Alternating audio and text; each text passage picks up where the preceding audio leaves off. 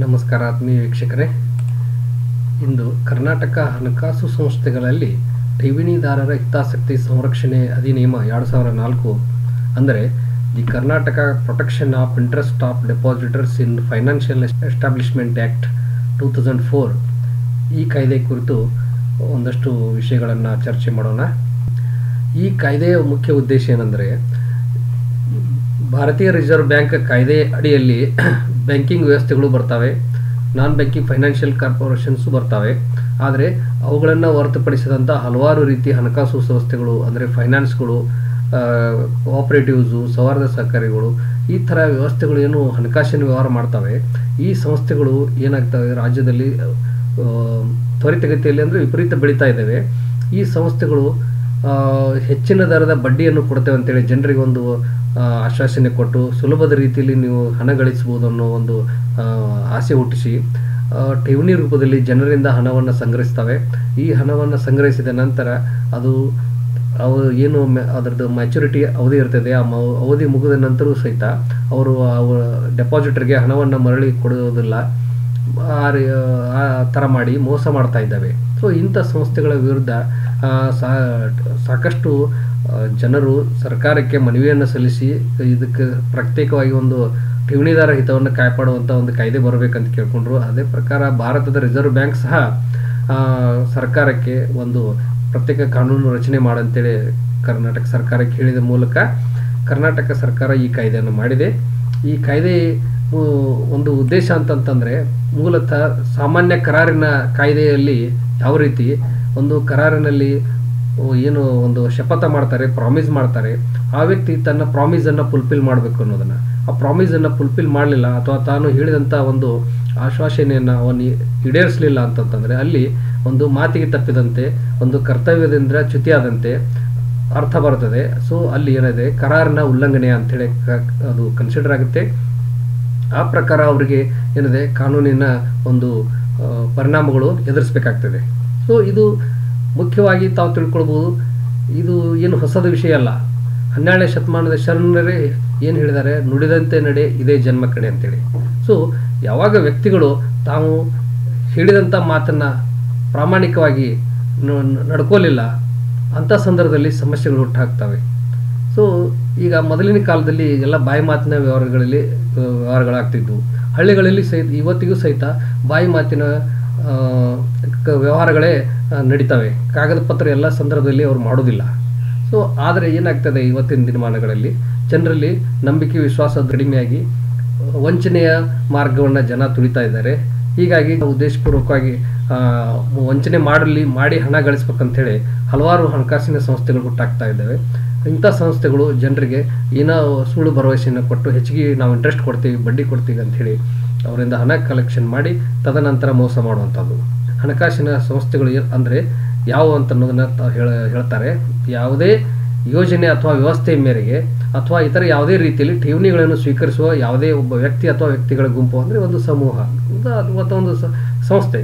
ಕರ್ನಾಟಕ ಸರ್ಕಾರ ಅಥವಾ ಕೇಂದ್ರ ಸರ್ಕಾರ ಈ ಒಡೆತನದಲ್ಲಿರುವಂಥ ನಿಗಮ ಅಥವಾ ಸಹಕಾರ ಸಂಘವನ್ನು ಹೊರತುಪಡಿಸಿ ಮತ್ತು ಬ್ಯಾಂಕಿಂಗ್ ಕಾಯ್ದೆಯ ಪ್ರಕಾರ ಬ್ಯಾಂಕಿಂಗ್ ಕಂಪನಿಯನ್ನು ಬಿಟ್ಟು ಉಳಿದ ಸಂಸ್ಥೆಗಳು ಏನಿದಾವೆ ಅವು ಮಾತ್ರ ಈ ಕಾಯ್ದೆಗೆ ಅಳವಡಿಸ್ತವೆ. ಯಾಕಂದರೆ ಬ್ಯಾಂಕಿಂಗ್ ಕಾಯ್ದೆಗೆ ಅದಕ್ಕೆ ಪ್ರತ್ಯೇಕವಾದ ವ್ಯವಸ್ಥೆ ಇದೆ, ಕಾನೂನಿನ ವ್ಯವಸ್ಥೆ ಇದೆ. ಮತ್ತು ಸರ್ಕಾರದ ನಿಗಮ ಅಥವಾ ಸಹಕಾರ ಸಂಘಗಳು ಸಹಿತ ಅದಕ್ಕೆ ಪ್ರತ್ಯೇಕ ಒಂದು ವ್ಯವಸ್ಥೆ ಇದೆ.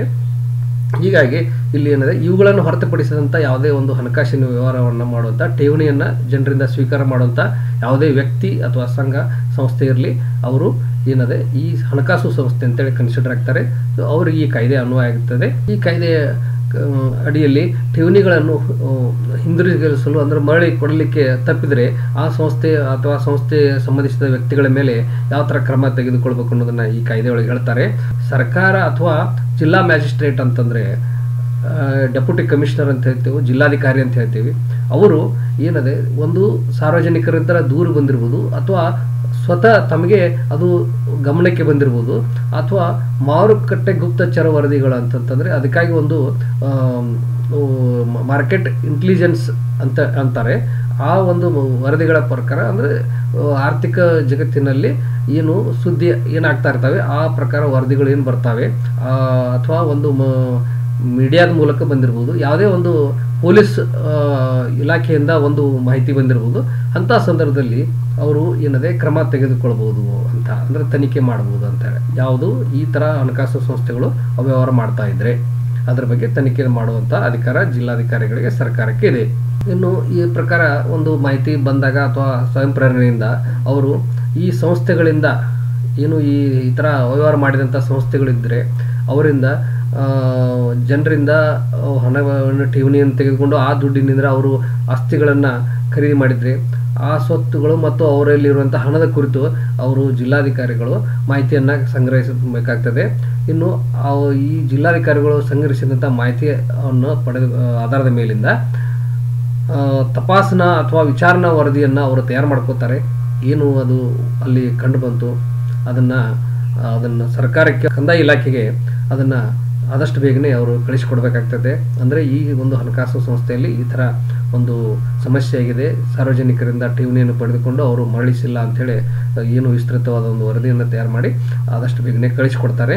ಸೊ ಈ ಮೊದಲೇ ಹಂತದೊಳಗೆ ಜಿಲ್ಲಾಧಿಕಾರಿ ಅಥವಾ ಸರ್ಕಾರದ ಪ್ರತಿನಿಧಿಗಳು ಈ ಥರ ಒಂದು ವರದಿಯನ್ನು ಸರ್ಕಾರಕ್ಕೆ ಸಲ್ಲಿಸಬೇಕಾಗ್ತದೆ, ಕಂದಾಯ ಇಲಾಖೆಗೆ ಸಲ್ಲಿಸಬೇಕಾಗ್ತದೆ. ಸಲ್ಲಿಸಿದ ನಂತರ ಈ ಕಾಯ್ದೆಯಲ್ಲಿ ಒಂದು ಕಾನೂನಿನ ಪ್ರಕ್ರಿಯೆ ಆರಂಭ ಆಗ್ತದೆ ಅಂತ ಹೇಳ್ಬೋದು. ಸೊ ಈ ವರದಿಯ ನಂತರ ಸರ್ಕಾರದ ಕಾರ್ಯದರ್ಶಿ, ಕಂದಾಯ ಇಲಾಖೆ ಅಥವಾ ಸರ್ಕಾರವು ನಾಮ ನಿರ್ದೇಶಿಸಿದ ಯಾವುದೇ ಪ್ರಾಧಿಕಾರ, ಅಂದರೆ ಸರ್ಕಾರದಿಂದ ಒಂದು ಯಾವುದೇ ವಿಶೇಷವಾದ ಪ್ರಾಧಿಕಾರವನ್ನು ನೇಮಿಸಿದರೆ ಅವರು ಇಲ್ಲಿ ತನಿಖೆ ಅಥವಾ ವಿಚಾರಣೆಯನ್ನು ನಡೆಸುವಾಗ ಸಿವಿಲ್ ಪ್ರಕ್ರಿಯಾ ಸಂಹಿತೆ ಅಡಿಯಲ್ಲಿ ನಿಹಿತವಾದಂಥ ಅಧಿಕಾರಗಳನ್ನು ಹೊಂದಿರಬಹುದು. ಜಿಲ್ಲಾಧಿಕಾರಿಗಳು ವರದಿ ಸಲ್ಲಿಸಿದ ನಂತರ ಅಥವಾ ನೇರವಾಗಿ ಸಾರ್ವಜನಿಕರಿಂದ ಅಥವಾ ಠೇವಣಿದಾರರಿಂದ ದೂರು ಕೊಟ್ಟಾಗ ಸರ್ಕಾರದ ಕಾರ್ಯದರ್ಶಿ ಅಥವಾ ಸರ್ಕಾರಕ್ಕೆ ಏನು ಈ ಅವಧಿ ಮುಕ್ತಾಯಗೊಂಡರೂ ಸಹಿತ ಠೇವಣಿಯನ್ನು ಹಣವನ್ನು ಅವರು ಹಣಕಾಸು ಸಂಸ್ಥೆಯವರು ಮರಳಿಸಿಲ್ಲ ಅಥವಾ ಅವ್ರಿಗೇನು ಬಡ್ಡಿ ಕೊಡ್ತೀವಿ ಅಂತ ಹೇಳಿದ್ರು ಅದರ ಪ್ರಯೋಜನವನ್ನು ಅವರಿಗೆ ಕೊಟ್ಟಿಲ್ಲ ಅಥವಾ ಠೇವಣಿ ಕುರಿತಾಗಿ ಯಾವುದೇ ರೀತಿಯನ್ನು ಅವರು ಸೇವೆಯನ್ನು ಒದಗಿಸಲು ವಿಫಲಾಗಿದ್ದಾರೆ ಅಂತ ಅನಿಸಿದರೆ ಅಥವಾ ಠೇವಣಿದಾರರನ್ನು ವಂಚಿಸುವ ರೀತಿಯಲ್ಲಿ ಅವರು ವರ್ತಿಸುತ್ತಾರೆ ಅಂತ ಅನಿಸಿದರೆ ಅಥವಾ ಠೇವಣಿಗಳನ್ನು ಹಿಂದಿರುಗಿಸುವ ಅಥವಾ ಸೇವೆಗಳನ್ನು ಒದಗಿಸುವ ಯಾವುದೇ ಇನ್ನು ಭವಿಷ್ಯದಲ್ಲಿ ಸಾಧ್ಯತೆ ಇಲ್ಲ ಅಂತೇಳಿ ಮನದಟ್ಟಾದರೆ ಅಥವಾ ಅವರು ಹಣಕಾಸು ಸಂಸ್ಥೆಯ ಸ್ವತ್ತುಗಳನ್ನು ಅವರು ಬೇರೆಡೆಗೆ ವರ್ಗಾಯಿಸಿ ಇನ್ನು ಮುಂದೆ ಯಾವುದೇ ಸಂದರ್ಭದಲ್ಲಿ ಆ ಆಸ್ತಿಗಳನ್ನು ಜಪ್ತಿ ಮಾಡೋಕ್ಕೆ ಅವಕಾಶ ಇಲ್ಲದಂಗೆ ಅವರು ಮಾಡಿ ಇಟ್ಟಿದ್ರೆ ಇಂತಹ ಹಲವಾರು ಸಂದರ್ಭಗಳಲ್ಲಿ ಈ ಹಣಕಾಸು ಸಂಸ್ಥೆಯ ಉಳಿದ ಆಸ್ತಿಗಳು ಅಥವಾ ಹಣಕಾಸು ಸಂಸ್ಥೆಯ ಸಂಬಂಧಿಸಿದಂಥ ಯಾರು ವ್ಯಕ್ತಿಗಳಿರ್ತಾರೆ, ಅಂದರೆ ಪ್ರವರ್ತಕರು, ಪಾಲುದಾರರು, ನಿರ್ದೇಶಕರು, ವ್ಯವಸ್ಥಾಪಕರು ಅಥವಾ ಸಂಸ್ಥೆಗಳ ಈ ಸದಸ್ಯರು ಅಥವಾ ಅವರಿಗೆ ಇದಕ್ಕೆ ಸಂಸ್ಥೆಗೆ ಸಂಬಂಧಿಸಿದಂತೆ ಯಾವುದೇ ವ್ಯಕ್ತಿ ಅಥವಾ ಆಸ್ತಿಯನ್ನು ವರ್ಗಾಯಿಸಿಕೊಂಡಿರುವಂಥ ಯಾವುದೇ ಮೂರನೇ ವ್ಯಕ್ತಿ ಇವರ ವೈಯಕ್ತಿಕ ಆಸ್ತಿಗಳನ್ನು ಜಪ್ತು ಮಾಡುವಂಥ ಒಂದು ಆದೇಶವನ್ನು ಸರ್ಕಾರಿ ರಾಜ್ಯ ಪತ್ರದಲ್ಲಿ ಪ್ರಕಟಿಸುವ ಮೂಲಕ ಸರ್ಕಾರ ಆಸ್ತಿಯನ್ನು ಮುಟ್ಟುಗೋಲು ಹಾಕುತ್ತದೆ. ಸೊ ಇದು ಮೊದಲೇದಾಗಿ ಸರ್ಕಾರ ಮಾಡುವಂಥ ಕೆಲಸ. ಸೊ ಯಾವುದೇ ಸಂದರ್ಭದಲ್ಲಿ ಜಿಲ್ಲಾಧಿಕಾರಿಗಳಿಗೆ ಮನವರಿಕೆ ಆದಾಗ ಅವರು ವರದಿಯನ್ನು ಸಲ್ಲಿಸಿದಾಗ ಅಥವಾ ಠೇವಣಿದಾರರಿಂದ ದೂರು ಬಂದಾಗ ಅಲ್ಲಿ ಈ ಥರ ಒಂದು ಸಮಸ್ಯೆ ಆಗಿದೆ ಅಂತ ಕಂಡು ಬಂದಾಗ ಅವರು ಮೊದಲೇ ಮಾಡಬೇಕಾದ ಕೆಲಸ ಅಂದರೆ ಆಸ್ತಿಯನ್ನು ಜಪ್ತಿ ಮಾಡಿಬಿಟ್ರೆ ಅಲ್ಲಿ ಏನಾಗುತ್ತೆ ಅಂತಂತಂದರೆ ಆಸ್ತಿಯ ಮತ್ತೆ ಪರಭಾರೆ ಮಾಡೋದಾಗಲಿ ಅಥವಾ ಬೇರೆ ಮೂರನೇ ವ್ಯಕ್ತಿಗೆ ಮತ್ತೆ ವರ್ಗಾವಣೆ ಮಾಡೋದಾಗಲಿ ಸಾಧ್ಯತೆ ಇರುವುದಿಲ್ಲ. ಆ ಆಸ್ತಿಯನ್ನು ಸಂರಕ್ಷಣೆ ಮಾಡುವಂಥ ಒಂದು ಅವಕಾಶ ಸಿಗ್ತದೆ. ಸೊ ಈ ಕಾರಣಕ್ಕಾಗಿ ಸರ್ಕಾರ ಒಂದು ರಾಜ್ಯ ಪತ್ರ ನೋಟಿಫಿಕೇಶನ್ ಹೊರಡಿಸಿ ಏನದೆ ಅವರ ಸಂಸ್ಥೆಗೆ ಸಂಬಂಧಿಸಿದ ವ್ಯಕ್ತಿಗಳ ಸಂಸ್ಥೆಯ ಅಥವಾ ಸಂಸ್ಥೆಗೆ ಸಂಬಂಧಿಸಿದ ವ್ಯಕ್ತಿಗಳ ಆಸ್ತಿಯನ್ನು ಜಪ್ತಿ ಮಾಡುವ ಒಂದು ಆದೇಶವನ್ನು ಮಾಡ್ತಾರೆ. ಸೊ ಅದನ್ನು ಆದೇಶ ಮಾಡಿದ ನಂತರ ಅದನ್ನು 2 ದಿನಪತ್ರಿಕೆಗಳಲ್ಲಿ, ಅಂದರೆ ಎಲ್ಲರಿಗೂ ಗೊತ್ತಾಗಬೇಕು ಆ ರೀತಿಯಲ್ಲಿ ಅದನ್ನು ಪ್ರಕಟ ಮಾಡಬೇಕಾಗ್ತದೆ. ಜಪ್ತಿ ಮಾಡಲಾದ ಸ್ವತ್ತಿನ ಎದುರು, ಅಂದರೆ ಯಾವ್ಯಾವ ಆಸ್ತಿಗಳನ್ನು ಜಪ್ತಿ ಮಾಡಿರ್ತಾರೆ ಆ ಆಸ್ತಿಯ ಮುಂದುಗಡೆ ಅಲ್ಲಿ ಎಲ್ಲರಿಗೂ ಕಾಣುವ ರೀತಿಯಲ್ಲಿ ಅದನ್ನು ಈ ಆಸ್ತಿ ಜಪ್ತಿಯಾಗಿದೆ ಅಂಥೇಳಿ ಅಲ್ಲಿ ಆದೇಶವಾದ ಪ್ರತಿಯನ್ನು ಅಂಟಿಸಬೇಕಾಗ್ತದೆ. ಈ ಥರ ಒಮ್ಮೆ ಆಸ್ತಿ ಜಪ್ತಿ ಆದ ನಂತರ, ಅಟ್ಯಾಚ್ಮೆಂಟ್ ಆದ ನಂತರ ವಿಶೇಷ ನ್ಯಾಯಾಲಯದ ಆದೇಶದ ಪ್ರಕಾರ ಅವರು ನಡ್ಕೋಬೇಕಾಗಿದೆ.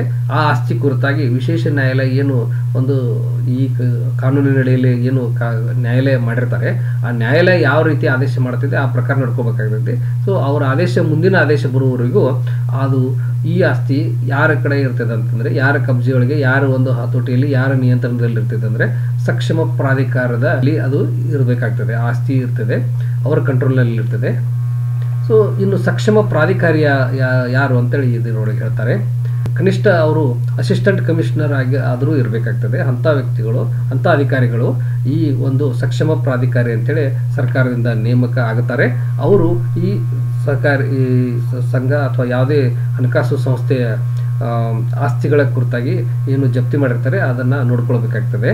ಮತ್ತು ಅಕಸ್ಮಾತ್ ಆ ಹಣಕಾಸು ಸಂಸ್ಥೆ ಒಂದು ಜಿಲ್ಲೆಯಿಂದ ಹೆಚ್ಚಿನ ಜಿಲ್ಲೆಗಳಿಗೆ ಅದು ವಿಸ್ತರಿಸಿದರೆ, ಅದರ ಒಂದು ವ್ಯವಹಾರ ಅಥವಾ ಅವ್ಯವಹಾರ ಏನಿದೆ ಒಂದು ಜಿಲ್ಲೆಗಿಂತ ಹೆಚ್ಚಿನ ಜಿಲ್ಲೆಗೆ ಅದು ವಿಸ್ತಾರವಾಗಿದ್ದರೆ, ಎಲ್ಲ ಜಿಲ್ಲೆಗಳಲ್ಲಿರುವಂಥ ಠೇವಣಿದಾರರ ಹಿತಾಸಕ್ತಿಗಳನ್ನು ಕಾಪಾಡಲಿಕ್ಕೆ ಒಂದು ಪ್ರತ್ಯೇಕ ಒಂದು ಸಕ್ಷಮ ಪ್ರಾಧಿಕಾರವನ್ನು ಸಹಿತ ಅಲ್ಲಿ ಸರ್ಕಾರ ನೇಮಿಸಬಹುದು. ಇನ್ನು ಅಕಸ್ಮಾತ್ ಈ ಥರ ಒಂದು ಸಕ್ಷಮ ಪ್ರಾಧಿಕಾರಿಯನ್ನು ಸರ್ಕಾರ ನೇಮಕ ಮಾಡಿದ ನಂತರ ಅವರು 30 ದಿನಗಳೊಳಗೆ ಜಪ್ತಿ ಆದೇಶವನ್ನು ಸಂಪೂರ್ಣಗೊಳಿಸುವುದಕ್ಕಾಗಿ ವಿಶೇಷ ನ್ಯಾಯಾಲಯಕ್ಕೆ ಅರ್ಜಿ ಸಲ್ಲಿಸುವುದು. ಸೊ ಮೊದಲು ಜಿಲ್ಲಾಧಿಕಾರಿಗಳು ಸರ್ಕಾರಕ್ಕೆ ವರದಿ ಆದಮೇಲೆ ಸರ್ಕಾರದವರು ಆಸ್ತಿಗಳನ್ನು ಜಪ್ತಿ ಮಾಡಿಸೋದು ಮತ್ತು ಪ್ರಾಧಿಕಾರವನ್ನು ನೇಮಕ ಮಾಡೋದು. ಸಕ್ಷಮ ಪ್ರಾಧಿಕಾರಿಯು ಈ ಜಪ್ತಿಯ ಆದೇಶದ ಪ್ರಕಾರ ವಿಶೇಷ ನ್ಯಾಯಾಲಯಕ್ಕೆ ಅರ್ಜಿ ಸಲ್ಲಿಸುವುದು. ಅವರು ಅಲ್ಲಿ ಒಂದು ದಾವೆ ಹೂಡ್ತಾರೆ. ಸೊ ಆ ದಾವೆ ಹೂಡಿದ ಪ್ರಕಾರ ಅಲ್ಲಿ ವಿಶೇಷ ನ್ಯಾಯಾಲಯದಲ್ಲಿ ಪ್ರಕರಣ ದಾಖಲಾಗ್ತದೆ. ಆ ವಿಶೇಷ ನ್ಯಾಯಾಲಯದಲ್ಲಿ ಈ ಎಲ್ಲ ಒಂದು ವಿಷಯಗಳ ಕುರಿತಾಗಿ ಚರ್ಚೆ ಆಗ್ತದೆ. ಈ ಪ್ರಕರಣವೊಮ್ಮೆ ದಾಖಲಾದ ನಂತರ ಈ ಏನು ಜಪ್ತಿ ಆದಂಥ ಆಸ್ತಿ ಇರ್ತವೆ, ಇವುಗಳಿಗೆ ಸಂಬಂಧಿಸಿದಂಥ ಅಥವಾ ಈ ಹಣಕಾಸು ಸಂಸ್ಥೆಗೆ ಸಂಬಂಧಿಸಿದಂಥ ಯಾವುದೇ ಒಂದು ಹಣ ಮತ್ತು ಆ ಸ್ವತ್ತಿಗಳ ಕುರಿತಾಗಿ ಏನಾದರೂ ತಂಟೆ ತಕರಾರು ಪ್ರಕರಣಗಳಿದ್ದರೆ, ಅಥವಾ ಈಗಾಗಲೇ ಬೇರೆ ವ್ಯಕ್ತಿಗಳು ಈ ಹಣಕಾಸಿನ ಸಂಸ್ಥೆ ವಿರುದ್ಧ ದಾವೆ ಹೂಡಿ ನ್ಯಾಯಾಲಯದಿಂದ ಆದೇಶ ಪಡೆದುಕೊಂಡಿದ್ರೆ, ಅಂಥ ಸಂದರ್ಭದಲ್ಲಿ ಅವುಗಳನ್ನೆಲ್ಲ ಈ ಒಂದು ವಿಶೇಷ ನ್ಯಾಯಾಲಯದ ಮುಂದೆ ಅವರು ಎಲ್ಲ ಮಾಹಿತಿಗಳನ್ನು ಕೊಡಬೇಕಾಗ್ತದೆ. ಇವರು ಈ ಥರ ಎಲ್ಲ ಮಾಹಿತಿಯನ್ನು ಕೊಟ್ಟು ಇನ್ನು ಮುಂದಿನ ಕ್ರಮ ಅಥವಾ ಮುಂದಿನ ಆದೇಶ ಏನು ಸೂಕ್ತವಾದ ಆದೇಶ ಇದೆ ಅದನ್ನು ನ್ಯಾಯಾಲಯ ಮಾಡಲಿ ಅಂಥೇಳಿ ಅವ್ರನ್ನ ಕೇಳ್ಕೊಳ್ಬೇಕಾಗ್ತದೆ. ಸಕ್ಷಮ ಪ್ರಾಧಿಕಾರಿಯು ಒಂದು ಥರ ಪೊಲೀಸ್ ಅಥಾರಿಟಿ ರೀತಿಯಲ್ಲಿ ಇನ್ವೆಸ್ಟಿಗೇಷನ್ ಮಾಡೋದಾಗಲಿ ಅಥವಾ ಯಾವುದೇ ರೀತಿಯ ಅಲ್ಲಿ ಹಣಕಾಸು ಸಂಸ್ಥೆಯ ರಿಜಿಸ್ಟ್ರು, ಪುಸ್ತಕ, ದಾಖಲೆ, ಕಾಗದ ಪತ್ರ, ಅರ್ಜಿ, ವಿದ್ಯುನ್ಮಾನ ಮಾಹಿತಿ ಸಂಗ್ರಹಣೆ, ಮರುಪಡೆಯುವಿಕೆ, ಸಾಧನದಲ್ಲಿ ಅಥವಾ ಮಾಧ್ಯಮದಲ್ಲಿ ಇರುವಂಥ ಮಾಹಿತಿಯನ್ನು ಅಂದರೆ ಕಂಪ್ಯೂಟರ್ನೊಳಗೆ ಇರುವಂಥ ಎಲ್ಲ ಡಾಟಾಗಳನ್ನು ಕಲೆಕ್ಟ್ ಮಾಡುವಂಥದ್ದಾಗಲಿ, ಒಂದು ಹಣಕಾಸು ಸಂಸ್ಥೆಯ ಒಂದು ಕಟ್ಟಡವನ್ನು, ಆವರಣವನ್ನು ಪ್ರವೇಶಿಸಲು, ಶೋಧನೆ ಮಾಡಲು, ತಪಾಸಣೆ ಮಾಡಲು ಮತ್ತು ಚರಾಸ್ತಿಗಳನ್ನು ವಶಪಡಿಸಿಕೊಳ್ಳಲು, ಬ್ಯಾಂಕ್ ಖಾತೆಗಳನ್ನು ಸ್ಥಗಿತಗೊಳಿಸಲು ಮತ್ತು ಇತರ ವ್ಯಕ್ತಿ ಹೆಸರಿನಲ್ಲಿ ಇರುವಂಥ ಹಣ ಅಥವಾ ಸ್ವತ್ತನ್ನು ಜಪ್ತಿ ಮಾಡಲು ಇಂಥ ಎಲ್ಲ ಅಧಿಕಾರಗಳನ್ನು ಅವರು ಹೊಂದಿರ್ತಾರೆ. ಒಟ್ಟಾರೆಯಾಗಿ ಈ ಠೇವಣಿದಾರ ಹಿತಾಸಕ್ತಿಯನ್ನು ಕಾಯಿಸಲಾಗಿ ಅವರು ಏನದೆ ಎಲ್ಲ ಹಣಕಾಸು ಸಂಸ್ಥೆಗೆ ಸಂಬಂಧಿಸಿದ ಎಲ್ಲ ದಾಖಲಾತಿಗಳನ್ನು, ಆಸ್ತಿಗಳನ್ನು, ಚರಾಸ್ತಿ ಸ್ಥಿರಾಸ್ತಿಗಳನ್ನು ವಶಪಡಿಸಿಕೊಂಡು ಅದರ ವರದಿಯನ್ನು ನ್ಯಾಯಾಲಯಕ್ಕೆ ಕೊಡ್ತಾ ಹೋಗಬೇಕಾಗ್ತದೆ. ಏನಾದರೂ ಸರ್ಚ್ ಮಾಡಬೇಕಾದ್ರೂ ಸಹಿತ ಅಲ್ಲಿ ನ್ಯಾಯಾಲಯದ ಆದೇಶವನ್ನು ಪಡೆದುಕೊಂಡು ಅವರು ಮಾಡಬೇಕಾಗ್ತದೆ. ಇದಕ್ಕಾಗಿ ದಂಡ ಪ್ರಕ್ರಿಯಾ ಸಂಹಿತೆ ಪ್ರಕಾರ ಅವರು ಕ್ರಮ ತೆಗೆದುಕೊಂಡು ಅಂದರೆ ಕೋಡ್ ಆಫ್ ಕ್ರಿಮಿನಲ್ ಪ್ರೊಸೀಜರ್ ಪ್ರಕಾರ ಅವರು ನಡ್ಕೊಳ್ಬೇಕಾಗ್ತದೆ. ಇನ್ನು ಈ ಸಕ್ಷಮ ಪ್ರಾಧಿಕಾರಿಯ ಕರ್ತವ್ಯಗಳು ಮತ್ತು ಅಧಿಕಾರಗಳು ಏನಿದೆ ಅಂದರೆ ಯಾರು ಅಸಿಸ್ಟೆಂಟ್ ಕಮಿಷನರ್ ಅಥವಾ ಯಾವ ಅಧಿಕಾರಿಯನ್ನು ಸಕ್ಷಮ ಪ್ರಾಧಿಕಾರ ಮಾಡಿರ್ತಾರೆ ಅವರು ಅವಶ್ಯಕ ಮತ್ತು ಯುಕ್ತವಾದಂಥ ಅಗತ್ಯ ಕ್ರಮಗಳನ್ನು ಕೈಗೊಳ್ಳತಕ್ಕದ್ದು ಮತ್ತು ಅವಶ್ಯಕವಾದ ಎಲ್ಲ ಅಧಿಕಾರಗಳನ್ನು ಅವರು ಹೊಂದಿರತಕ್ಕದ್ದು. ಅಲ್ಲದೆ ಅವರು ಏನೈತಿ ಅವಶ್ಯವಿದ್ದರೆ ಪೊಲೀಸ್ ಅಧಿಕಾರಿ ಅಥವಾ ಇತರ ಪ್ರಾಧಿಕಾರಿ ಅಥವಾ ವ್ಯಕ್ತಿಗಳ ನೆರವನ್ನು ಸಹಿತ ಅವರು ಪಡೆದುಕೊಳ್ಳಬಹುದು. ಮತ್ತು ಸಕ್ಷಮ ಪ್ರಾಧಿಕಾರಿಗಳಾಗಿ ಅಲ್ಲಿ ಒಂದು ತಮ್ಮದೇ ಹೆಸರಿನಲ್ಲಿ ಒಂದು ಅಂದರೆ ಸಕ್ಷಮ ಪ್ರಾಧಿಕಾರಿ ಹೆಸರಿನಲ್ಲಿ ಒಂದು ಬ್ಯಾಂಕ್ ಅಕೌಂಟನ್ನು ತೆಗೆದು ಬ್ಯಾಂಕ್ ಅಕೌಂಟನ್ನು ಅವರು ನಿರ್ವಹಣೆ ಮಾಡಬೇಕಾಗ್ತದೆ. ಅಂದರೆ ಈ ಹಣಕಾಸು ಸಂಸ್ಥೆ ಕುರಿತಾಗಿ ಏನಾದರೂ ಒಂದು ಖರ್ಚು ವೆಚ್ಚ ಮಾಡಬೇಕಾಗ್ತದೆ, ಅಲ್ಲಿ ವಿಚಾರಣೆ ಮಾಡೋಕ್ಕೆ ಒಂದು ತಮ್ಮದೇ ಆದ ಒಂದು ಕಾರ್ಯನಿರ್ವಹಿಸೋಕ್ಕೆ ಬರುವಂಥ ಖರ್ಚು ವೆಚ್ಚಗಳ ಕುರಿತಾಗಿ ಅಲ್ಲಿ ಎಲ್ಲ ಒಂದು ಅಥವಾ ಅಲ್ಲಿಂದ ಆ ಸಂಸ್ಥೆಗೆ ಸಂಬಂಧಿಸಿದಂಥ ಹಣವನ್ನು ಪಡೆದರೆ ಅದನ್ನು ಇಡೋಕ್ಕೆ ಅಂಥೇಳಿ ಒಂದು ಈ ಸಕ್ಷಮ ಪ್ರಾಧಿಕಾರಿಯು ಒಂದು ಬ್ಯಾಂಕ್ ಖಾತೆಯನ್ನು ಹೊಂದಿರತಕ್ಕದ್ದು. ಹಣಕಾಸು ಸಂಸ್ಥೆಗೆ ಸಂಬಂಧಿಸಿದಂತೆ ಯಾವುದೇ ಒಬ್ಬ ವ್ಯಕ್ತಿಯನ್ನು ಏನು ಅವಶ್ಯಕ ಮಾಹಿತಿ ಬೇಕಾಗಿದ್ದರೆ ಅವನಿಂದ ಪಡೆದುಕೊಳ್ಳಬಹುದು. ಮತ್ತು ಅಂಥ ಅವರು ಒಂದು ನೋಟಿಸನ್ನು ಕೊಟ್ಟಾಗ ಆ ಸಂಬಂಧಿಸಿದ ವ್ಯಕ್ತಿ ಅವರಿಗೆ ಮಾಹಿತಿಯನ್ನು ಕೊಡಬೇಕಾಗ್ತದೆ. ಅಲ್ಲದೆ ಅವರು ತಮಗೆ ಅವಶ್ಯಕ ಬಿದ್ದರೆ ಕಾನೂನು ವೃತ್ತಿಗಾರನ ಮತ್ತು ಚಾರ್ಟರ್ಡ್ ಅಕೌಂಟೆಂಟ್ ಅಥವಾ ಇದಕ್ಕೆ ಸಂಬಂಧಿಸಿದಂತೆ ಯಾವುದೇ ಒಬ್ಬ ಸೂಕ್ತ ವ್ಯಕ್ತಿಗಳನ್ನು ಅವರು ನೇಮಕ ಮಾಡಿಕೊಂಡು ಈ ಸಕ್ಷಮ ಪ್ರಾಧಿಕಾರಿಯು ಈ ಕಾಯ್ದೆ ಅಡಿಯಲ್ಲಿರುವಂಥ ಕಾರ್ಯಗಳನ್ನು ನಿರ್ವಹಿಸೋಕ್ಕೆ ಅವರು ಕ್ರಮ ತೆಗೆದುಕೊಳ್ಬೋದು. ವರ್ಗಾವಣೆಯ ಲಿಖಿತ ಪತ್ರ ಅಂದರೆ ನೆಗೋಷಿಯಬಲ್ ಇನ್ಸ್ಟ್ರೂಮೆಂಟ್ ಅಂತ ಏನು ಹೇಳ್ತೀವಿ, ಆ ದಾಖಲಾತಿಗಳು ಅಂದರೆ ಚೆಕ್ ಅಥವಾ DD ಇಂಥವುಗಳನ್ನು ಈ ಹಣಕಾಸು ಸಂಸ್ಥೆ ವಿಚಾರಣೆ ಸಂದರ್ಭದಲ್ಲಿ ಅವಶ್ಯಕ ಬಿದ್ದಾಗ ಅವನ್ನು ಮಾರಾಟ ಮಾಡಿ ಅಥವಾ ಸ್ವೀಕರಿಸಿ ಅಥವಾ ವರ್ಗಾವಣೆ ಮಾಡಿ ಆ ಮೂಲಕ ಆ ಠೇವಣಿದಾರರ ಒಂದು ಹಿತ ಕಾಯಿಸಲಾಗಿ ಅವರು ಹಣವನ್ನು ಕ್ರೋಢೀಕರಿಸುವ ಸಲುವಾಗಿ ಅವಶ್ಯಕ ಬಿದ್ದಂಥ ಎಲ್ಲ ಕೆಲಸ ಕಾರ್ಯಗಳನ್ನು ಅವರು ಮಾಡಬಹುದು. ಚರ ಅಥವಾ ಸ್ಥಿರ ಸ್ವತ್ತುಗಳನ್ನು ಮಾರಾಟ ಮಾಡಲು, ವರ್ಗಾವಣೆ ಮಾಡಲು ಅಥವಾ ನಗದಾಗಿ ಪರಿವರ್ತಿಸಲು ಹರಾಜಿನ ಮೂಲಕ ಅಥವಾ ವಿಶೇಷ ನ್ಯಾಯಾಲಯದ ಪೂರ್ವಾನುಮೋದನೆಯೊಂದಿಗೆ ಖಾಸಗಿ ವ್ಯವಸ್ಥೆಗಳ ಮೂಲಕ ಸಹಿತ ಅವರು ಮಾರಾಟ ಮಾಡುವಂಥ ಅವಕಾಶ ಅವರಿಗಿದೆ. ಸೊ ಒಟ್ಟಾರೆಯಾಗಿ ಇಲ್ಲಿ ಇಡೀ ಕಾಯ್ದೆಯ ಉದ್ದೇಶ ಏನಂತಂದರೆ ಠೇವಣಿದಾರರಿಗೆ ಅನ್ಯಾಯ ಆಗಿದೆ ಅಂತ ಕಂಡು ಬಂದಾಗ ಠೇವಣಿದಾರ ಹಿತವನ್ನು ಕಾಯಿಸಲುವಾಗಿ ಆ ಹಣಕಾಸು ಸಂಸ್ಥೆಯ ಸಂಬಂಧಿಸಿದಂಥ ಎಲ್ಲ ಆಸ್ತಿಗಳನ್ನು ಜಪ್ತಿ ಮಾಡಿ ಅವನ್ನ ಮಾರಾಟ ಮಾಡಿ ಆ ಮಾರಾಟ ಮಾಡಿದಂಥ ಬಂದಂಥ ಹಣವನ್ನು ಠೇವಣಿದಾರರಿಗೆ ಮರಳಿ ಕೊಡಿಸುವುದು ಈ ಕಾಯ್ದೆ ಒಟ್ಟು ಸಾರಾಂಶ ಅಂತ ಹೇಳ್ಬೋದು. ಇನ್ನು ವಿಶೇಷ ನ್ಯಾಯಾಲಯದ ಆದೇಶ ಅನುಸಾರವಾಗಿ ಬ್ಯಾಂಕ್ ಖಾತೆಗಳಿಂದ ಸಂದಾಯ ಮಾಡಲು ಅವರಿಗೆ ಹಕ್ಕಿರ್ತದೆ.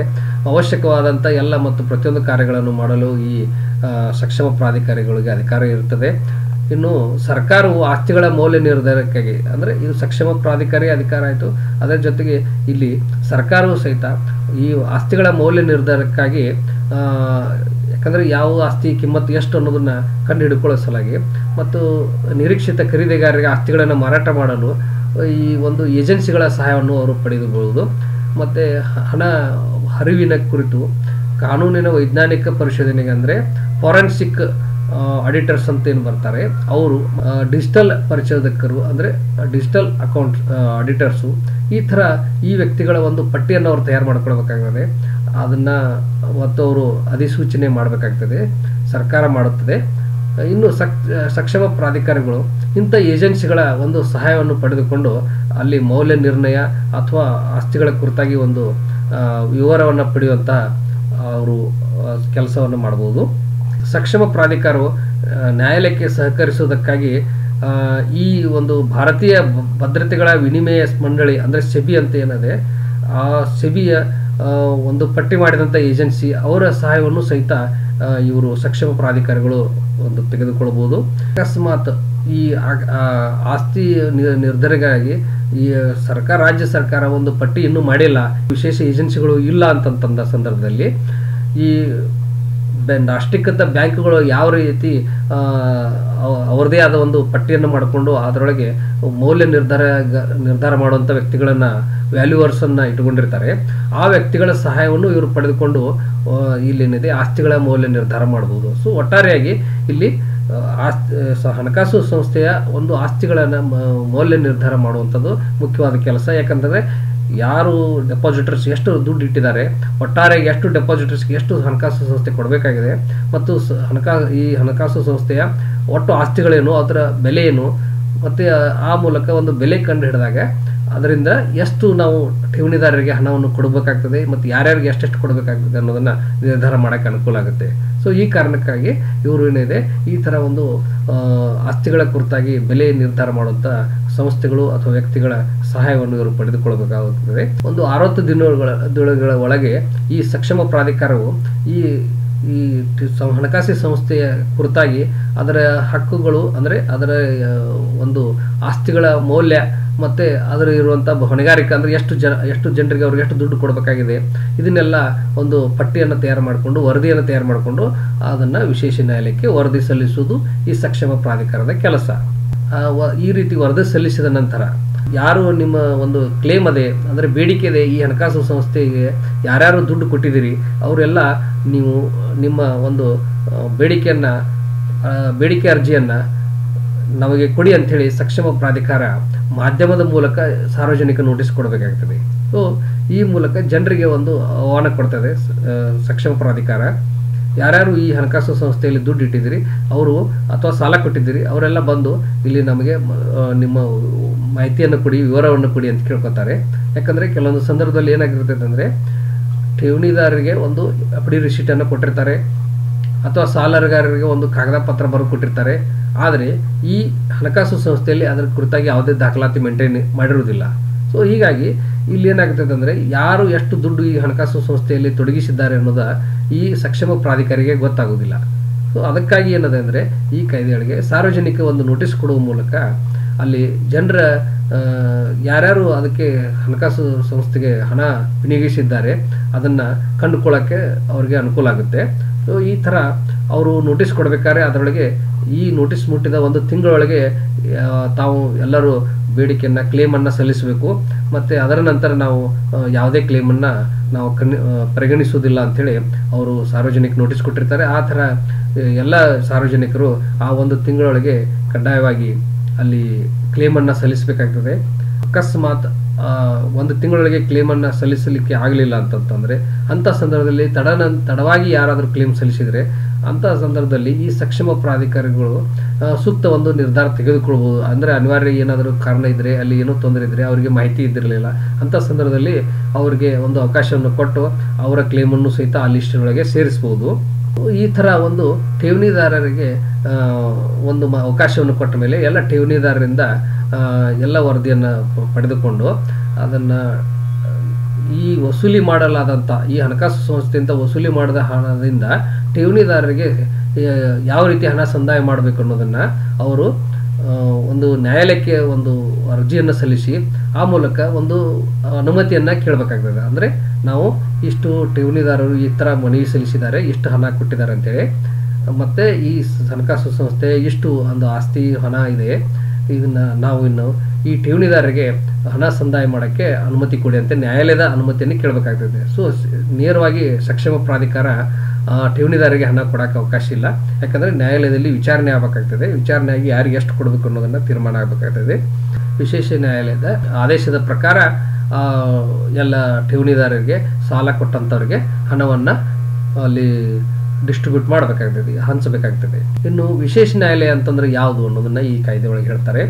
ಅದು ವಿಶೇಷ ನ್ಯಾಯಾಲಯ ಅಂದರೆ ಜಿಲ್ಲಾ ಮತ್ತು ಸೆಷನ್ಸ್ ನ್ಯಾಯಾಧೀಶರ ದರ್ಜೆಗೆ ಕಡಿಮೆ ಇಲ್ಲದ ಒಬ್ಬ ನ್ಯಾಯಾಧೀಶರನ್ನು ಒಳಗೊಂಡಂಥ ಒಂದು ನ್ಯಾಯಾಲಯ ಅಥವಾ ಒಂದು ಹೆಚ್ಚುವರಿ ವಿಶೇಷ ನ್ಯಾಯಾಲಯವನ್ನು ರಚಿಸಬಹುದು. ಅಂದರೆ ಡಿಸ್ಟಿಕ್ ಆ್ಯಂಡ್ ಸೆಷನ್ಸ್ ಜಡ್ಜ್ ಅವರ ಕೋರ್ಟಿನಲ್ಲಿ ಈ ಥರ ಒಂದು ವಿಶೇಷ ನ್ಯಾಯಾಲಯವನ್ನು ಮಾಡಬೇಕಾಗ್ತದೆ.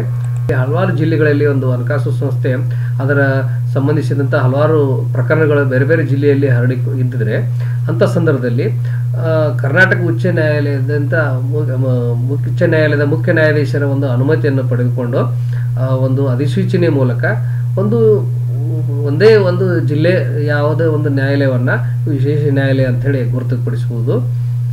ಸೊ ಅಂಥ ಸಂದರ್ಭದಲ್ಲಿ ಆ ಜಿಲ್ಲಾ ನ್ಯಾಯಾಧೀಶರು ಈ ಒಂದು ವಿಶೇಷ ನ್ಯಾಯಾಲಯವಾಗಿ ಕಾರ್ಯನಿರ್ವಹಿಸಬೇಕಾಗ್ತದೆ. ಇನ್ನು ವಿಶೇಷ ನ್ಯಾಯಾಲಯದ ಅಧಿಕಾರಗಳು, ಈ ವಿಶೇಷ ನ್ಯಾಯಾಲಯವು ಸಹಿತ ಈ ಕಾಯ್ದೆಯಲ್ಲಿ ಇರುವಂಥ ಅಂಶಗಳನ್ನು ಕಾರ್ಯಗತಗೊಳಿಸಲಿಕ್ಕೆ ಎಲ್ಲ ಒಂದು ಅಧಿಕಾರಗಳನ್ನು ಅವರು ಹೊಂದಿರತಕ್ಕದ್ದು. ಮತ್ತು ಕಾನೂನಿನ ಪ್ರಕಾರ ಈ ಕಾಯ್ದೆಯ ಅಡಿಯಲ್ಲಿ ಅವಶ್ಯಕ ಬಿದ್ದಂಥ ಎಲ್ಲ ನಿರ್ದೇಶನಗಳನ್ನು ಸಕ್ಷಮ ಪ್ರಾಧಿಕಾರಕ್ಕೆ ನೀಡೋಕ್ಕೆ ಅವರಿಗೆ ಅಧಿಕಾರ ಇರ್ತದೆ.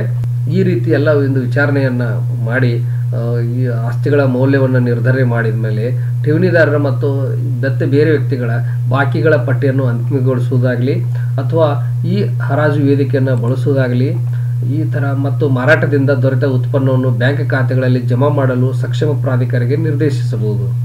ಮತ್ತು ಏಜೆನ್ಸಿಗಳ ಸೇವೆಯನ್ನು ಬಳಸುವುದು ಅಂದರೆ ಈಗಾಗಲೇ ಸಕ್ಷಮ ಪ್ರಾಧಿಕಾರಿಗಳ ಯಾವ ರೀತಿ ಕೆಲಸ ಮಾಡ್ಬೋದು ಅನ್ನೋದು ಹೇಳಿದ್ದೀನಿ. ಆ ಪ್ರಾಧಿಕಾರಿಗಳು ನ್ಯಾಯಾಲಯದ ಆದೇಶದ ಪ್ರಕಾರ ನಡ್ಕೋಬೇಕಂತ ಹೇಳಿದ್ದೀನಿ. ಸೊ ಈ ಥರ ಎಲ್ಲ ಆದೇಶಗಳನ್ನು ಈ ನ್ಯಾಯಾಲಯಗಳು ಮಾಡುವುದು. ಕೆಲವೊಂದು ಸಂದರ್ಭದಲ್ಲಿ ಆ ಆಸ್ತಿಗಳು ಕಳೆದು ಹೋಗುವಂಥ ಸಂದರ್ಭದಲ್ಲಿ ಅಥವಾ ಹಾಳಾಗುವಂಥ ಸಂದರ್ಭ ಇದ್ದರೆ ಅಲ್ಲಿ ಸಹಿತ ತ್ವರಿತ ಒಂದು ಆದೇಶವನ್ನು ಅಂದರೆ ಮಧ್ಯಂತರ ಆದೇಶಗಳನ್ನು ಈ ನ್ಯಾಯಾಲಯಗಳು ಮಾಡ್ಬೋದು. ಅಂದರೆ ಅವನ್ನ ಮಾರಾಟ ಮಾಡಿ ಅಥವಾ ವಿಲೇವಾರಿ ಮಾಡಿ ಆದಷ್ಟು ಬೇಗನೆ ಅವರ ಲಾಭವನ್ನು ಒಂದು ಹಣದ ರೂಪದಲ್ಲಿ ಪಡೆದು ಅದನ್ನು ಒಂದು ಬ್ಯಾಂಕ್ ಖಾತೆಯಲ್ಲಿ ಇಡುವಂತೆ ಒಂದು ಆದೇಶವನ್ನು ಮಾಡಬಹುದು. ಒಟ್ಟಾರೆಯಾಗಿ ವಿಚಾರಣೆ ಮುಗಿದ ನಂತರ ಕೊನೆಗೆ ಈ ವಿಶೇಷ ನ್ಯಾಯಾಲಯ ಠೇವಣಿದಾರರ ಹಣವನ್ನು ಮರಳಿಸುವಂಥ ಆದೇಶವನ್ನು ಈ ನ್ಯಾಯಾಲಯ ಮಾಡುತ್ತದೆ. ಮತ್ತು ಈಗಾಗಲೇ ಹೇಳಿದಂತೆ ಈ ನ್ಯಾಯಾಲಯದ ಹೊರತಾಗಿಯೂ ಸಹಿತ ಬೇರೆ ನ್ಯಾಯಾಲಯದಲ್ಲಿ ಠೇವಣಿದಾರರು ಪ್ರಕರಣ ದಾಖಲಿಸಿದರೆ ಅಂಥ ಪ್ರಕರಣಗಳನ್ನು ಸಹಿತ ಅದಕ್ಕೆ ಸಂಬಂಧಿಸಿದ ಮಾಹಿತಿಯನ್ನು ಈ ಸಕ್ಷಮ ಪ್ರಾಧಿಕಾರವಾಗಲಿ ಅಥವಾ ಸ್ವತಃ ಠೇವಣಿದಾರರು ಈ ನ್ಯಾಯಾಲಯದ ಮುಂದೆ ಅರ್ಜಿ ಸಲ್ಲಿಸಿ ನಾವು ಈಗಾಗಲೇ ಒಂದು ಬೇರೆ ನ್ಯಾಯಾಲಯದಿಂದ ಆದೇಶವನ್ನು ಪಡೆದುಕೊಂಡಿದ್ದೇವೆ ಅಂಥೇಳಿ ಅಲ್ಲಿ ಮನವಿ ಸಲ್ಲಿಸಿದಾಗ ಅವರಿಗೆ ಸಹಜವಾಗಿ ಆ ಠೇವಣಿದಾರರಿಗೆ ಸಹಿತ ವಿಶೇಷವಾದಂಥ ಒಂದು ಹಕ್ಕು, ಯಾಕಂದರೆ ಈಗಾಗಲೇ ನ್ಯಾಯಾಲಯದ ಆದೇಶವನ್ನು ಪಡೆದುಕೊಂಡಿರ್ತಾರೆ. ಸೊ ಅದರ ಪ್ರಕಾರ ಅವರಿಗೆ ಹಣವನ್ನು ಕೊಡುವಂತಹ ಒಂದು ಆದೇಶವನ್ನು ವಿಶೇಷ ನ್ಯಾಯಾಲಯ ಮಾಡಬೇಕಾಗ್ತದೆ. ಈ ಕಾಯ್ದೆಯ ಅಡಿಯಲ್ಲಿ ಯಾವುದೇ ಹಣಕಾಸು ಸಂಸ್ಥೆ ಈ ಜನರಿಗೆ ಮೋಸ ಮಾಡಬೇಕಂತೇಳಿ ಉದ್ದೇಶದಿಂದ ಈ ಠೇವಣಿ ಹಣವನ್ನು ಮರಳಿಸಿಲ್ಲ ಅಂಥ ಸಂದರ್ಭದಲ್ಲಿ ಏನು ಕಾನೂನಿನ ಪರಿಣಾಮಗಳಾಗ್ತಾವೆ ಅನ್ನೋದನ್ನು ಈ ಕಾಯ್ದೆಯೊಳಗೆ ಹೇಳ್ತಾರೆ. ಅವರು ಯಾವುದೇ ಕಾರಣ ಇಲ್ಲದ ಉದ್ದೇಶಪೂರ್ವಕವಾಗಿ ಅಥವಾ ದುರುದ್ದೇಶದಿಂದ ಠೇವಣಿದಾರರ ಹಣವನ್ನು ವಂಚಿಸಬೇಕು ಅನ್ನೋ ದೃಷ್ಟಿಯಿಂದ ಅವರು ಅವ್ಯವಹಾರ ಮಾಡಿದರೆ ಅಥವಾ ಅವರಿಗೆ ಠೇವಣಿದಾರರ ಹಣವನ್ನು ಮರಳಿಸದೇ ಇದ್ದರೆ ಅಂಥ ಸಂದರ್ಭದಲ್ಲಿ ಅದು ಅಪರಾಧ ಆಗ್ತದೆ. ಸೊ ಅಂಥ ಸಂದರ್ಭದಲ್ಲಿ ಈ ಹಣಕಾಸು ಸಂಸ್ಥೆಗೆ ಸಂಬಂಧಿಸಿದಂಥ ಯಾರು ಪ್ರವರ್ತಕ, ನಿರ್ದೇಶಕ, ಪಾಲುದಾರ, ವ್ಯವಸ್ಥಾಪಕ ಅಥವಾ ಅಲ್ಲಿ ಕೆಲಸ ಮಾಡೋತರ ವ್ಯಕ್ತಿ, ನೌಕರರು ಇವರೆಲ್ಲ ಏನೈತಿ ಅಪರಾಧಿಗಳಾಗ್ತಾರೆ. ಇವರಿಗೆ ಕಾನೂನಿನ ಅಡಿಯಲ್ಲಿ ಅವರು ಅಪರಾಧ ಮಾಡಿದ್ದಾರೆ ಅಂತ ತೀರ್ಮಾನ ಆದರೆ ಅವರಿಗೆ 3 ವರ್ಷಗಳಿಗೆ ಕಡಿಮೆ ಇಲ್ಲದಂಥ ಶಿಕ್ಷೆ ಅಥವಾ ಅದು 7 ವರ್ಷಗಳಿಗೆ ವಿಸ್ತರಿಸಬಹುದಾದಂಥ ಜೈಲು ಶಿಕ್ಷೆಯನ್ನು ಕೊಡ್ಬೋದು. ಅಂದರೆ 3 ವರ್ಷದಿಂದ 7 ವರ್ಷವರೆಗೆ ಶಿಕ್ಷೆಯನ್ನು ಕೊಡ್ಬೋದು ಮತ್ತು 10 ಲಕ್ಷ ರೂಪಾಯಿವರೆಗೆ ಅವರಿಗೆ ದಂಡವನ್ನು ವಿಧಿಸಬಹುದು. ಮತ್ತು ಇದು ವ್ಯಕ್ತಿಗಳ ಕುರಿತಾಗಿ. ಇನ್ನು ಹಣಕಾಸು ಸಂಸ್ಥೆ ಅಂತ ಏನಿದೆ, ಹಣಕಾಸು ಸಂಸ್ಥೆಗೆ ಸಹಿತ 5 ಲಕ್ಷ ರೂಪಾಯಿ ದಂಡವನ್ನು ಹಣಕಾಸು ಸಂಸ್ಥೆಗೆ ವಿಧಿಸಬಹುದು. 5 ಲಕ್ಷ ಅಥವಾ ಠೇವಣಿದಾರರಿಂದ ಸಂಗ್ರಹಿಸಿದ ಒಟ್ಟು ಮೊತ್ತದ 2 ಪಟ್ಟು, ಅದರಲ್ಲಿ ಯಾವ್ದು ಹೆಚ್ಚು ಅಷ್ಟು ದಂಡವನ್ನು ಆ ಹಣಕಾಸು ಸಂಸ್ಥೆ ತುಂಬಬೇಕಾಗ್ತದೆ. ಮತ್ತು ಈಗಾಗಲೇ ಇಂಥ ಒಂದು ಹಣಕಾಸು ಸಂಸ್ಥೆಗೆ ಸಂಬಂಧಿಸಿದಂಥ ವ್ಯಕ್ತಿಗಳು ಮೊದಲೇ ಒಂದು ಅಪರಾಧವನ್ನು ಮಾಡಿ ಅದಕ್ಕೆ ಒಮ್ಮೆ ಶಿಕ್ಷೆ ಅನುಭವಿಸಿದರೆ ಅಂಥ ಸಂದರ್ಭದಲ್ಲಿ ಮತ್ತೊಮ್ಮೆ ಈ ಇನ್ನೊಂದು ಹಣಕಾಸು ಸಂಸ್ಥೆಯನ್ನು ತೆಗೆದು ಮತ್ತೊಮ್ಮೆ ಈ ಥರ ಜನರಿಗೆ ಮೋಸ ಮಾಡಿ ಠೇವಣಿದಾರರಿಗೆ ಅನ್ಯಾಯ ಮಾಡಿದರೆ ಅಂಥ ಸಂದರ್ಭದಲ್ಲಿ 7 ವರ್ಷಗಳವರೆಗೆ ವಿಧಿಸಬಹುದಾದಂಥ ಮತ್ತು 5 ವರ್ಷಗಳಿಗಿಂತ ಕಡಿಮೆ ಇಲ್ಲದಂಥ ಶಿಕ್ಷೆಯನ್ನು ಅವರು ಕೊಡಬೇಕಾಗ್ತದೆ, ಶಿಕ್ಷೆಯನ್ನು ವಿಧಿಸಬೇಕಾಗ್ತದೆ. ಕನಿಷ್ಠ 10 ಲಕ್ಷ ರೂಪಾಯಿಂದ 50 ಕೋಟಿ ರೂಪಾಯಿವರೆಗೆ ದಂಡವನ್ನು ವಿಧಿಸಬಹುದಂಥ, ಅಂದರೆ 2ನೇ ಸಲ ಮಾಡಿದಂಥ ಅಪರಾಧಕ್ಕೆ ನ್ಯಾಯಾಲಯ ಶಿಕ್ಷೆಯನ್ನು ವಿಧಿಸಬಹುದು. ಈ ರೀತಿ ಏನು ಠೇವಣಿದಾರ ಹಿತವನ್ನು ಕಾಯೋದ ಸಲುವಾಗಿ ಇಲ್ಲಿ ಎಲ್ಲ ರೀತಿ ಈ ಕಾಯ್ದೆಯೊಳಗೆ ಅನುಕೂಲ ಅವಕಾಶವನ್ನು ಮಾಡಿದ್ದಾರೆ. ಆದರೆ ಈ ಕಾಯ್ದೆ ಕುರಿತು ಒಂದಷ್ಟು ಆಕ್ಷೇಪಣೆಯನ್ನು ಒಂದು ಯೂಟ್ಯೂಬ್ ವಿಡಿಯೋದಲ್ಲಿ ನಾನು ನೋಡಿದೆ. ಅದರೊಳಗೆ ರಿಜ್ವಾನ್ ಅರ್ಷದ್ ಅನ್ನೋ MLA ಅವರು ಅಸೆಂಬ್ಲಿಯೊಳಗೆ ಈ ಕಾಯ್ದೆ ತಿದ್ದುಪಡಿ ಕಾಯ್ದೆ 2021ರಲ್ಲಿ ಆದ ಸಂದರ್ಭದಲ್ಲಿ ಅವರು ಒಂದು ತಮ್ಮ ಅಭಿಪ್ರಾಯವನ್ನು ವ್ಯಕ್ತಪಡಿಸುತ್ತಾ ಈ ಕಾಯ್ದೆಯ ಉದ್ದೇಶ ಅಪರಾಧ ಆದ ನಂತರ ಶಿಕ್ಷೆಯನ್ನು ವಿಧಿಸುವಂಥದ್ದು ಇದೆ. ಆದರೆ ಠೇವಣಿದಾರ ಹಿತವನ್ನು ಕಾಯುವ ಸಲುವಾಗಿ ಅವರು ಮುಂಚಿತವಾಗಿ ಸರ್ಕಾರ ಯಾವುದೇ ರೀತಿಯಲ್ಲಿ ಈ ಕಾಯ್ದೆಯೊಳಗೆ ವ್ಯವಸ್ಥೆ ಮಾಡಿಲ್ಲ. ಅಂದರೆ ಸತ್ತ ನಂತರ ಪೋಸ್ಟ್ ಮಾರ್ಟಮ್ ಮಾಡುವಂಥ ವ್ಯವಸ್ಥೆ ಈ ಕಾಯ್ದೆಯೊಳಗಿದೆ. ಹೊರತಾಗಿ ಠೇವಣಿದಾರ ಹಿತವನ್ನು ಕಾಯುವ ಸಲುವಾಗಿ ಮುಂಚಿತವಾಗಿ ಯಾವ ರೀತಿಯಲ್ಲಿ ಯಾವುದೇ ಹಣಕಾಸು ಸಂಸ್ಥೆ ಅಲ್ಲಿ ಲೋಪ ಆಗಬಾರ್ದು, ಠೇವಣಿದಾರರಿಗೆ ಮೋಸ ಆಗಬಾರ್ದು, ಆ ರೀತಿಯಲ್ಲಿ ಒಂದು ವ್ಯವಸ್ಥೆ ಈ ಕಾಯ್ದೆಯೊಳಗೆ ಇಲ್ಲ ಅಂಥೇಳಿ ಅವರು ಆಕ್ಷೇಪಣೆ ಮಾಡಿದ್ದಾರೆ. ಆದರೆ ನೋಡಿ, ಈ ಕಾಯ್ದೆ ಅಡಿಯಲ್ಲಿರುವಂಥ ಹಣಕಾಸು ಸಂಸ್ಥೆಗಳು ಬ್ಯಾಂಕಿಂಗ್ ಮತ್ತು ಸರ್ಕಾರದ ವ್ಯವಸ್ಥೆ ಹಣಕಾಸು ಸಂಸ್ಥೆಗಳ ಹೊರತಾಗಿ ಬೇರೆ ಒಂದು ಹಣಕಾಸು ಸಂಸ್ಥೆಗಳು ಏನಿದಾವೆ ಅವು ಸಹಿತ ಯಾವುದೇ ಒಂದು ಕಾಯ್ದೆಯೊಳಗೆ ರಿಜಿಸ್ಟರ್ ಆಗಬೇಕಾಗ್ತದೆ. ಅಂದರೆ ಒಂದು ಮನಿ ಲೆಂಡರ್ ಇರ್ಬೋದು ಅಥವಾ ಕೋಆಪರೇಟಿವ್ ಇರ್ಬೋದು, ಸೌಹಾರ್ದ ಸಹಕಾರ ಇರ್ಬೋದು ಅಥವಾ ಯಾವುದೇ ರೀತಿಯಲ್ಲಿ ಒಂದು ಅಥವಾ ಸೊಸೈಟಿ ಅಂತ ಇರ್ಬೋದು. ಸೊ ಅಲ್ಲಿ ಪ್ರತಿಯೊಂದು ಹಣಕಾಸು ಸಂಸ್ಥೆಗೆ ಅದರದೇ ಆದ ಕಾನೂನಿದೆ, ಅದರದೇ ಆದ ಒಂದು ನಿಯಮಾವಳಿಗಳಿದೆ. ಅಲ್ಲಿ ಯಾವ ಸಂಸ್ಥೆ ಯಾವ ಅಧಿಕಾರಿಯ ಮುಂದೆ ನೋಂದಣಿಯಾಗಿರ್ತದೆ ಆ ಅಧಿಕಾರಿಗೆ ಒಂದು ಅಧಿಕಾರ ಇರ್ತದೆ.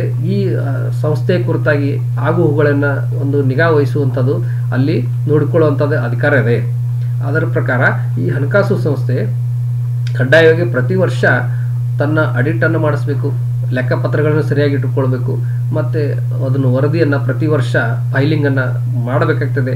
ಸೊ ಈ ಥರ ಒಂದು ಆಲ್ರೆಡಿ ಕಾಯ್ದೆಯೊಳಗೆ ಬೇರೆ ಬೇರೆ ಕಾಯ್ದೆಗಳು ಈ ಕಾಯ್ದೆಯಲ್ಲಿ ಇರದೇ ಇರ್ಬೋದು, ಆದರೆ ಬೇರೆ ಬೇರೆ ಕಾಯ್ದೆಯೊಳಗೆ ಈಗಾಗಲೇ ಒಂದು ಅಲ್ಲಿ ಪ್ರಿಕಾಷನರಿ ಮೆಜರ್ ಅಂತ ಹೇಳಂದ್ರೆ ಹಣಕಾಸು ಸಂಸ್ಥೆ ಅವ್ಯವಹಾರ ಮಾಡದೇ ರೀತಿಯಲ್ಲಿ ತಡೆ ಹಿಡಿಯುವಂಥ ಒಂದು ವ್ಯವಸ್ಥೆ ಕಾನೂನಿನಲ್ಲಿ ಬೇರೆ ಬೇರೆ ಕಾನೂನಿನಲ್ಲಿ ಈಗಾಗಲೇ ಇದೆ. ಆದರೆ ಸಂಬಂಧಿಸಿದ ಅಧಿಕಾರಿಗಳು ಸರಿಯಾಗಿ ಅಲ್ಲಿ ಗಮನ ಕೊಡದೆ ಸೂಕ್ತ ಕ್ರಮ ಕೈಗೊಳ್ಳದೆ ಇರೋದ್ರಿಂದ ಅಲ್ಲಿ ಏನಾಗುತ್ತದೆ ಅಂದರೆ ಈ ಥರ ಒಮ್ಮೆ ಹಣಕಾಸು ಸಂಸ್ಥೆಗಳು ಬಹಳ ದೊಡ್ಡ ಪ್ರಮಾಣದಲ್ಲಿ ಅವ್ಯವಹಾರ ಮಾಡಿ ಜನರಿಗೆ ಮೋಸ ಮಾಡುವಂಥ ಸಾಧ್ಯತೆಗಳು ಆಗ್ತಾ ಇದ್ದಾವೆ. ಮತ್ತು ಇನ್ನು ಎರಡನೇದಾಗಿ ಅಕ್ಷಮ ಪ್ರಾಧಿಕಾರಿ ಅಂಥೇಳಿ ಅಂದರೆ ಏನು ಅಸಿಸ್ಟೆಂಟ್ ಕಮಿಷನರ್ ಅಂತ ಇದ್ದಾರೆ ಅವರು ಅಥವಾ ಈ ದೂರನ್ನು ಜನರಿಂದ ದೂರ ಪಡೆದು ಸರ್ಕಾರಕ್ಕೆ ವರದಿ ಸಲ್ಲಿಸುವಂಥ ಜಿಲ್ಲಾ ಮ್ಯಾಜಿಸ್ಟ್ರೇಟ್ ಆಗಲಿ ಅಂದರೆ ಡೆಪ್ಯೂಟಿ ಕಮಿಷನರ್ ಆಗಲಿ ಅಸಿಸ್ಟೆಂಟ್ ಕಮಿಷನರ್ ಆಗಲಿ ಸೂಕ್ತ ಪ್ರಾಧಿಕಾರ ಅಲ್ಲ. ಯಾಕಂದರೆ ಅವ್ರಿಗೆ ಈಗಾಗಲೇ ಹಲವಾರು ಹೊಣೆಗಾರಿಕೆಗಳು ಇದ್ದಾವೆ. ಸೊ ಹೀಗಾಗಿ ಅವರು ಅಲ್ಲಿ ಈ ಕಾಯ್ದೆ ಅಡಿಯಲ್ಲಿರುವಂಥ ಒಂದು ಕೆಲಸ ಮಾಡೋಕ್ಕೆ ಅವರಿಗೆ ಸಾಧ್ಯ ಇಲ್ಲ ಅನ್ನೋದನ್ನು ಅವರು ಎತ್ತಿದ್ದಾರೆ. ಅದು ಒಂದು ಸರಿಯಾದ ಒಂದು ಪ್ರಶ್ನೆ. ಯಾಕಂತಂದರೆ ಈ ಜಿಲ್ಲಾಧಿಕಾರಿಗಳ ಅಥವಾ ಅಸಿಸ್ಟೆಂಟ್ ಕಮಿಷನರ್ ಆಗಲಿ ಅವರಿಗೆ ಆದ ಹಲವಾರು ಹೊಣೆಗಾರಿಕೆಗಳು ಇರೋದ್ರಿಂದ ಇಲ್ಲಿ ಪ್ರತ್ಯೇಕವಾದ ಒಂದು ಪ್ರಾಧಿಕಾರವನ್ನು ಈ ಠೇವಣಿದಾರ ಹಿತ ಕಾಯುವ ಸಲುವಾಗಿ ಅಲ್ಲಿ ರಚನೆ ಆಗಬೇಕು.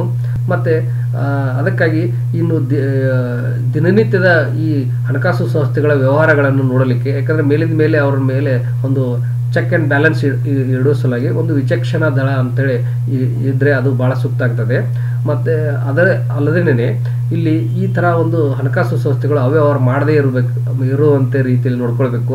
ಅವರಿಗೆ ಠೇವಣಿದಾರರಿಗೆ ಅನ್ಯಾಯ ಆಗಬಾರ್ದು ಅನ್ನೋ ಒಂದು ರೀತಿಯಲ್ಲಿ ಮಾಡಬೇಕಂದ್ರೆ ಇಲ್ಲಿ ಒಂದು ಸಲಹೆಯನ್ನು ಏನು ಕೊಡ್ಬೋದು ಅಂತಂದರೆ ಪ್ರತಿಯೊಂದು ಹಣಕಾಸು ಸಂಸ್ಥೆಯ ವ್ಯವಹಾರಗಳು ಕುರಿತಾಗಿ, ಅದರ ಆಸ್ತಿಗಳ ಕುರಿತಾಗಿ, ಅದರ ಹೊಣೆಗಾರಿಕೆ ಕುರಿತಾಗಿ ಮತ್ತು ಎಷ್ಟು ಠೇವಣಿದಾರರಿಂದ ಅದು ಹಣ ಸಂಗ್ರಹಿಸಿದೆ ಈ ರೀತಿ ಎಲ್ಲ ಒಂದು ವಿವರಗಳನ್ನು ಮತ್ತು ಆಡಳಿತ ಮಂಡಳಿಯ ಸದಸ್ಯರು ಯಾರಿದ್ದಾರೆ, ಹಣಕಾಸು ಸಂಸ್ಥೆ ಹಿಂದೆ ಯಾರಿದ್ದಾರೆ, ಇವರು ಎಲ್ಲ ವಿವರಗಳನ್ನು ಈ ಒಟ್ಟು ಆ ಹಣಕಾಸು ಸಂಸ್ಥೆಯ ಒಂದು ಸ್ಥಿತಿಗತಿಯ ಕುರಿತಾಗಿ ಸಂಪೂರ್ಣವಾಗಿ ಜನರಿಗೆ ಅಲ್ಲಿ ಆ ಹಣಕಾಸು ಸಂಸ್ಥೆಯ ಒಂದು ಪ್ರವೇಶ ಮಾಡಿದಾಗೆ ಗೊತ್ತಾಗೋ ರೀತಿಯಲ್ಲಿ ಅವರು ನೋಟಿಸ್ ಬೋರ್ಡ್ನಲ್ಲಿ ಕಡ್ಡಾಯವಾಗಿ ನಮೂದು ಮಾಡುವಂತೆ ಎಲ್ಲರಿಗೂ ಸ್ಪಷ್ಟವಾಗಿ ಕಾಣುವಂಥ ರೀತಿಯಲ್ಲಿ ಪ್ರತಿಯೊಂದು ಹಣಕಾಸು ಸಂಸ್ಥೆಗಳು ಕಡ್ಡಾಯವಾಗಿ ಅದನ್ನು ಬೋರ್ಡ್ ಹಾಕಿ ತೋರಿಸ್ಬೇಕು ಅನ್ನೋವಂಥ ವ್ಯವಸ್ಥೆ ಮಾಡಬೇಕು. ಸೊ ಈ ಥರ ಕಡ್ಡಾಯವಾಗಿ ನೋಟಿಸ್ ಬೋರ್ಡನ್ನು ಅವರು ಹಾಕುವ ಮೂಲಕ ಜನರಿಗೆ ಈ ಹಣಕಾಸು ಸಂಸ್ಥೆ ಅಂದರೆ ಏನು, ಇದರೊಳಗೆ ಏನಿದೆ, ಇದರೊಳಗೆ ಹಿಂದೆ ವ್ಯಕ್ತಿಗಳು ಯಾರಿದ್ದಾರೆ, ಇದರೊಳಗೆ ಏನು ನಡೆದಿದೆ ಅನ್ನೋದು ಜನರಿಗೆ ಸಾಮಾನ್ಯ ಜನರಿಗೂ ಸಹಿತ ಅರ್ಥ ಆಗೋ ರೀತಿಯಲ್ಲಿ ಅದನ್ನು ನೋಟಿಸನ್ನು